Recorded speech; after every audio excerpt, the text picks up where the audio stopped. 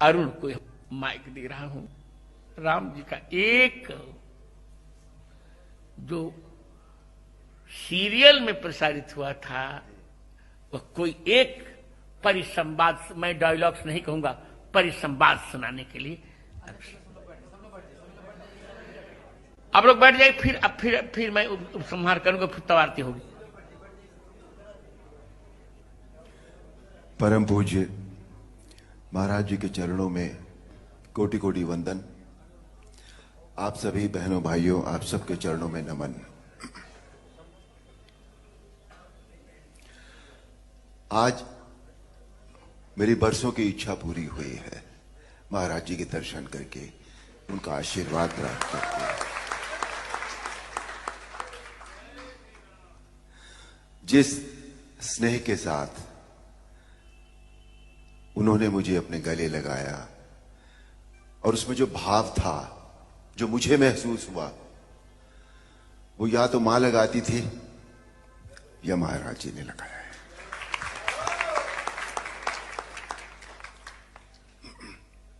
महाराज जी की आज्ञा हुई है रामायण का एक परिसंवाद सुनाने की। एक प्रसंग है जो हमारी रामायण थी उसमें, कि रावण जब पहली बार भगवान राम के सामने युद्ध क्षेत्र में आते हैं तो उनका सामना सभी से होता है। पहले हनुमान से भी होता है, सुग्रीव से भी होता है, सभी लोगों से होता है, पर कोई भी रावण को कुछ कर नहीं सका था क्योंकि इतने वरदान थे उनके पास। पर संध्या होते होते जब वो भगवान राम के सामने जा पहुंचे तो भगवान राम ने उनके रथ का पहिया, उनकी ध्वजा रथ की, उनकी खड़क, सभी कुछ तहस नहस कर दिया। और एक पल ऐसा आया जब सदैव रथ पर चलने वाला रावण धरती पर खड़ा था, और तब भगवान राम ने उनसे जो कहा वो प्रस्तुत है। वाह रावण वाह, भगवान शिव के त्रिशूल की भांति प्रचंड वायुपुत्र हनुमान की मुष्टिका का प्रहार तुमने सह लिया।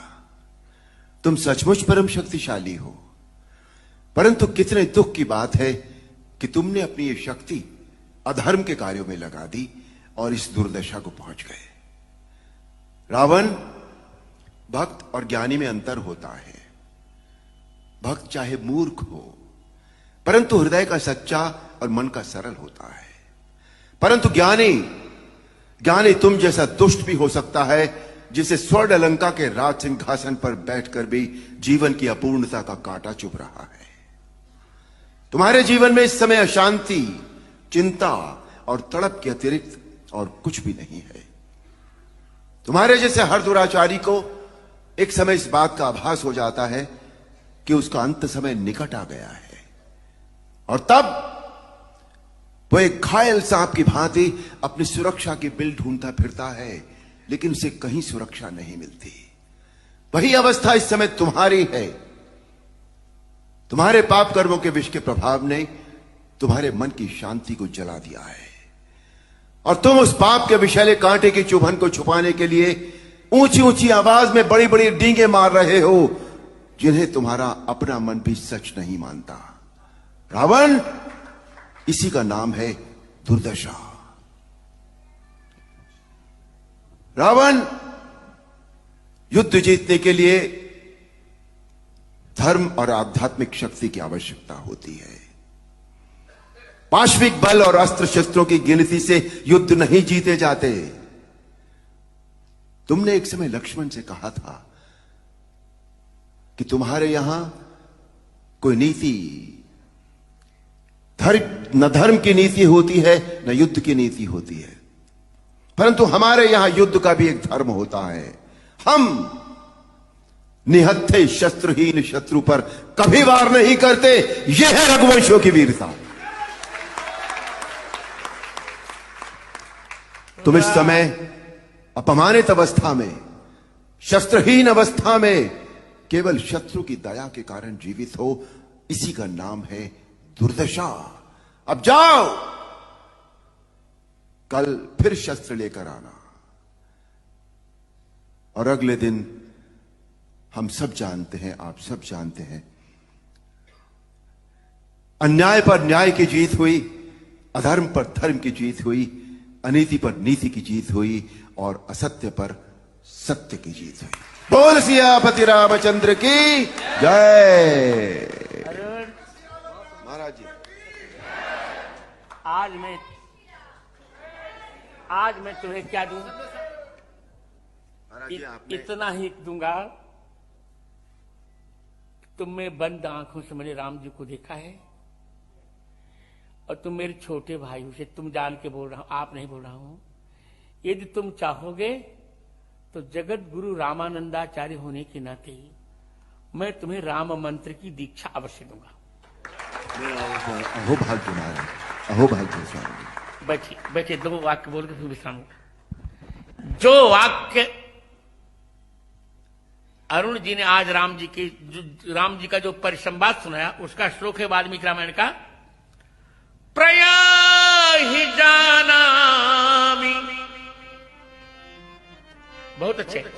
प्रयाहि जानामि रणार्दितस्तम,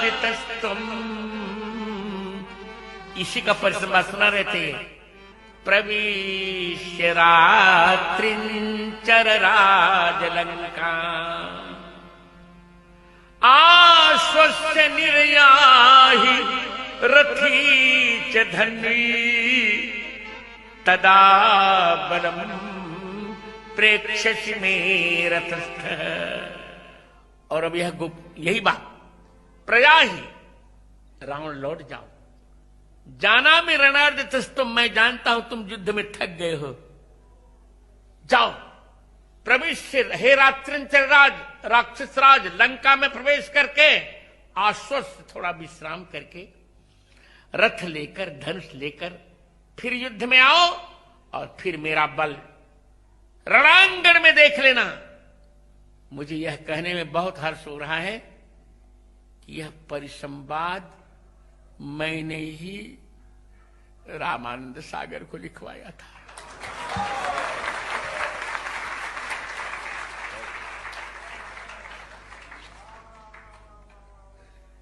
तो अब चलते हैं।